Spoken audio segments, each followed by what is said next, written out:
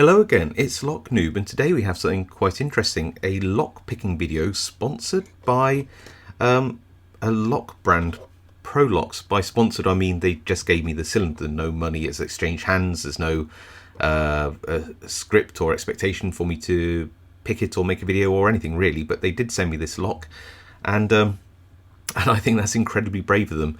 I did say they approached me and said, "We like your channel, can we send you a lock?" I said, "You do realise I'm going to try and pick it on camera and take it apart?" They're like, yeah, absolutely, we understand that. So I'm like, okay, great.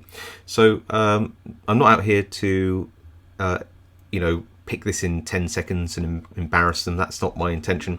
And I want to caveat this with saying that all my videos and content is practice first. I make sure that I can at least pick a lock once before I then go on to video it. This is going to be my first take after picking it off camera and learning what tools to use, and I had to find out what tools work best in this lock before I started to be able to pick the lock. I mean, it took a while to get my first open, purely because I was learning the binding order and what tools fit in it and how best to pick it and those kind of things. So what you're seeing is going to be a distortion of reality, and it doesn't reflect how this lock would operate in real life, in a door, in the cold, in the dark, or whatever. Okay, so I think anybody who knows about lock picking knows that YouTube lock picking is it's all real, but we get to do practice and things off camera first. So yeah, to keep it as genuine as I can, like I said, it's going to be my first pick on camera after picking it off camera, and I will pick it, because otherwise people will moan at me, I will pick it in the orientation that I can pick in, but I prefer not to. It's not my favourite, which is driver pins down, which is the orientation you see, I'd say 95% of the time, unless it's a commercial doorway. You often see them this way and this way up, because of the latch mechanisms in them. So yeah, I don't know anything about Prolox as a company, truthfully, but it's got quite a nice box. Quite like the jewel finish on it. It says it's got 5 keys: anti-snap, anti-drill, anti-pick, and can be keyed alike. I'll take the word for the can be keyed alike. It does come with 5 keys, and we'll have a look at these features as we pick it and gut it. Remember, I'm also not a security expert. I'm a lock picker, just a lock picker, so I can't advise on whether this is a good lock or a lock that should be used in your situation. I'll definitely go speak to a locksmith about that, but nevertheless, let's see how this performs. Before I do though, I do want to just draw attention to the bitting on this key, which is really, really good. By good, I mean just look at how high pin 6 is here, and to a degree 5 compared to pin 4, which means that reaching down to pick this last pin is going to be very, very tricky. So yeah, let's crack on. So here we are in the vise, and there is that key with that wonderful bitting. See how low set pin 4 is there, protecting pin 5 and 6, which makes even using a super deep hook like this very tricky to set that last pin. To do that, we'll have to pick all the way from the bottom with a 0.4mm very thin flexible pick. And if this is actually installed in a door, it would probably take some time to figure that out. But of course, we have the luxury of having that time picking in a vise on a bench. So I'm just going to check where we are in terms of nothing at all at the back. So let's try the front. Pin 1, a little click. I don't know if you heard that, but I can't.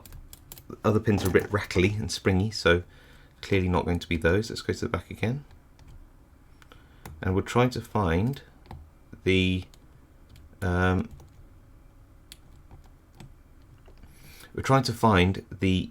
gap in the warding where the key pins come through, and try and get in on top of them. Okay, and then we'll go back to the front. I think pin 1's just jumped up like that.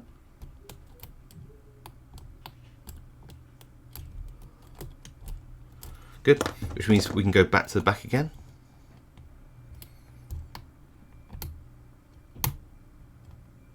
And just test pin, there we go, 6. Can you see we're into a false set now?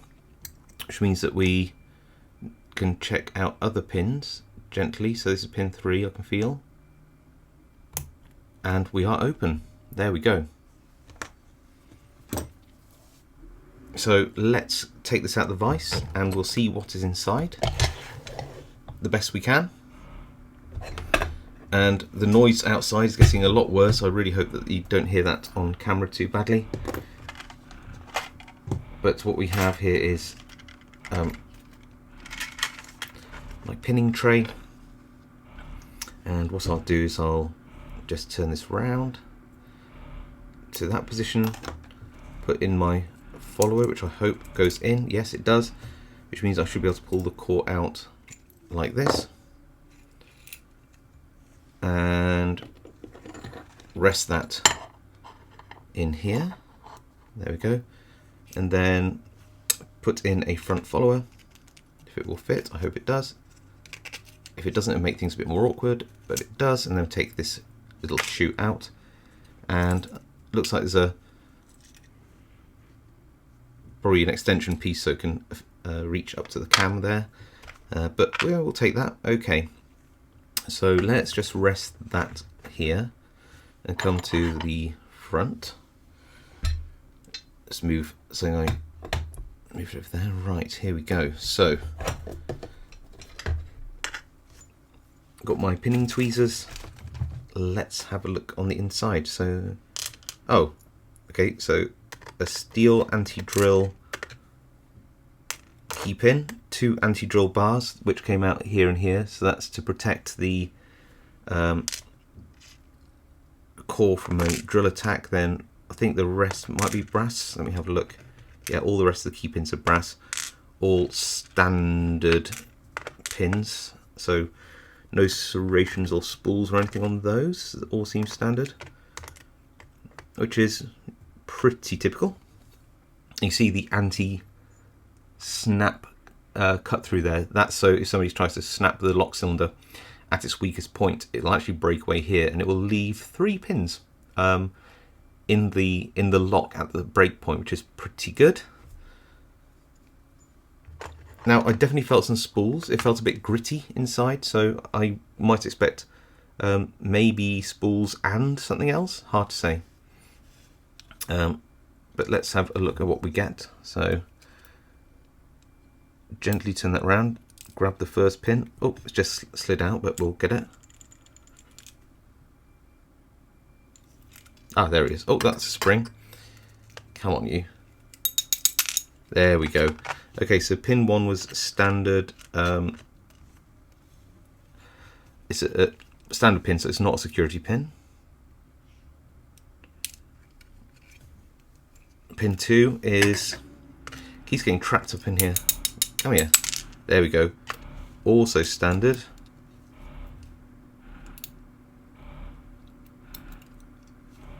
Three is a standard. Sorry, 654 is standard. 3 must be a spool, because I felt a spool pin. It is, and I think 2 must be as well, because I felt that counter rotate, and 1 probably standard, but it could be a spool. What is it? It's a, oh, it's an anti-drill anti-drill pin. So I did get these sorts of the wrong way around, so I'll just do that, so you can see how the bitting really is. Like that. There we go.